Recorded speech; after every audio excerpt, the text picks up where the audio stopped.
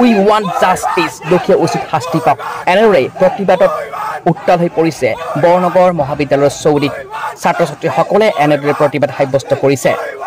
Doctor Moumita দেৱনাথৰ ধৰ্ষণ আৰু হত্যাকাণ্ডৰ ঘটনাই সমগ্ৰ দেশ জোকাৰি গৈছে আৰু দোষীয়ে উচিত শাস্তি পোৱাৰ বাবে বিভিন্ন সময়ত দল সংগঠন ছাত্ৰ ছাত্ৰীসকলে প্ৰতিবাদ তথা শ্ৰদ্ধাঞ্জলি উলিওৱা পৰিলক্ষিত হৈছে।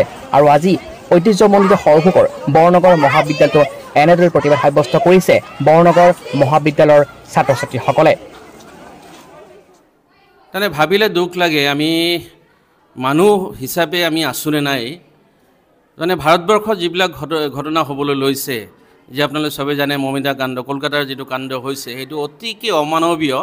সেইবিলাক আচলতে গভৰ্ণমেণ্টটো আচলতে কি হ'ব লাগে, মানে অতিকৈ কঠোৰ হ'ব লাগে আৰু ৰাইজো সচেতন হ'ব লাগে যাতে সেই ধৰণৰ কোনো কাণ্ড কেতিয়াও ভৱিষ্যতে নহয়। আৰু সেই ধৰণৰ দৃষ্টান্তমূলক শাস্তি মানে এনেকুৱা মানে সেই জেলত ভৰাই থোৱা শাস্তিৰ কথা মই কোৱা নাই, কাৰণ তেওঁলোকক তাৰমানে কি লগে লগে তাৰমানে কেপিটেল পানিছমেণ্ট হোৱাটো উচিত বুলি ভাবোঁ। মাৰিয়েই পেলাব লাগে সিহঁতক তাৰমানে, কাৰণ এই ধৰণৰ আমি বিশ্ব সমাজখনৰ সন্মুখত লজ্জানত হৈছোঁ গোটেই ভাৰতবাসী। গতিকে আমাৰ দ্বাৰা এই ধৰণৰ পশুৱেও চাগে এই ধৰণৰ কাম নকৰে। গতিকে যি অমানৱীয় কাণ্ড সংঘটিত হৈছে তাৰ তীব্ৰ গৰিহণা দিছোঁ। আজি বৰনগৰ মহাবিদ্যালয়ে আমাৰ মই ছাত্ৰ উপাধ্যক্ষ হোৱাৰ লগে লগে ছাত্ৰ একতা সভাৰ তত্ত্বাৱধায়ক হওঁ। গতিকে আমাৰ ছাত্ৰ একতা সভাই আজি এক মিছিল উলিয়াব, সৰভোগলৈকে যাব কলেজৰ পৰা, তাৰ পৰা ঘূৰি আহিব ইয়াৰ প্ৰতিবাদ সাব্যস্ত কৰিবৰ কাৰণে। গতিকে আহ্বান ৰাখিছোঁ, আশা ৰাখিছোঁ যাতে ভৱিষ্যতৰ ভাৰতবৰ্ষত, অসম ভাৰতবৰ্ষত ক'তোৱে যাতে এই ধৰণৰ বা গোটেই বিশ্বতে যাতে এই ধৰণৰ কাৰ্য কেতিয়াও সংঘটিত হ'ব নোৱাৰে। তাৰ কাৰণে সামূহিক প্ৰচেষ্টা চৰকাৰৰ ফালৰ পৰাটো লাগিবই, চবেই আমি সচেতন হোৱাটো অতিকে দৰকাৰ বুলি অনুভৱ কৰিছোঁ। সামূহিক প্ৰচেষ্টা চৰকাৰৰ পৰা লাগিব আৰু সকলো সচেতন হৈ পৰা খুবেই প্ৰয়োজন হৈ পৰিছে। সচেতন মহলে তাকেই ক'ব বিচাৰে, কাৰণ কিয় আমি যদি চাবলৈ যাওঁ দিল্লীৰ যি নিৰ্ভয়া হত্যাকাণ্ড এতিয়াও সকলোৱে মনত ৰাখিছে।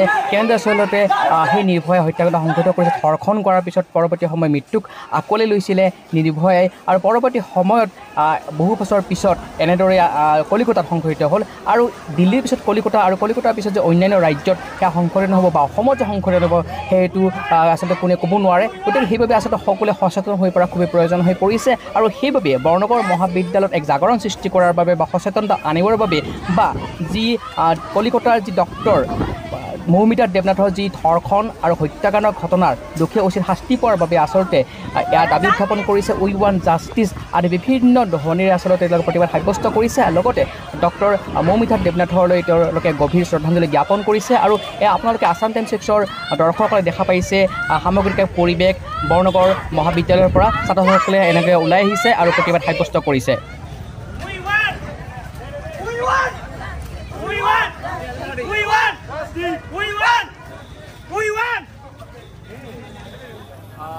কি ক'বা, এই যি এটা দুৰ্ভাগ্যজনক ঘটনা সংঘটিত হ'ল, আজি প্ৰতিবাদ সাব্যস্ত কৰা হৈছে বা শ্ৰদ্ধাঞ্জলি জনাইছে, ছাত্ৰ হিচাপে কি ক'বা, দোষীয়ে কি শাস্তি পোৱাটো বিচৰা?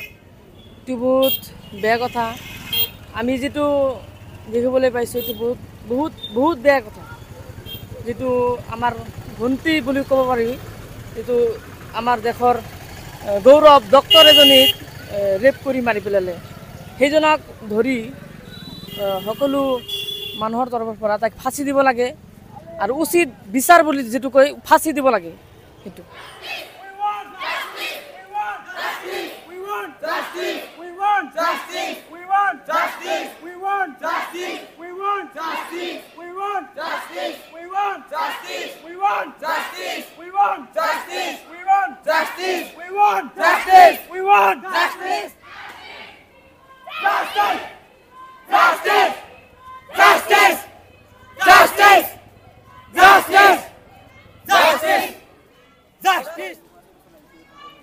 এই যে অমানৱীয় ঘটনা সংঘটিত হ'ল, দোষীয়ে কি শাস্তি পোৱাটো বিচাৰা?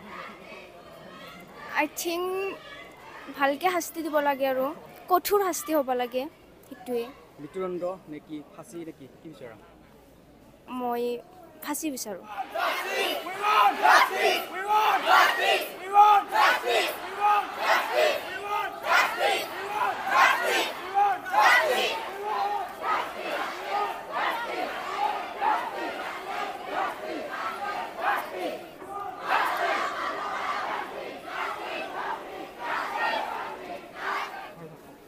আজি বৰনগৰ মহাবিদ্যালয়ৰ সমূহ ছাত্ৰ ছাত্ৰী লগ হৈ যিটো কলিকতাৰ যিটো জঘন্য হত্যাকাণ্ড হৈছে আৰু তাৰ লগে লগে সেনেকুৱাভাৱে ভাৰতবৰ্ষৰ সমান্তৰালভাৱে হৈয়ে আছে মোটামুটি সেই যি জঘন্য হত্যাকাণ্ড আৰু তাৰ প্ৰতিবাদ জনাই আমাৰ এটা প্ৰচেষ্টা চলায়।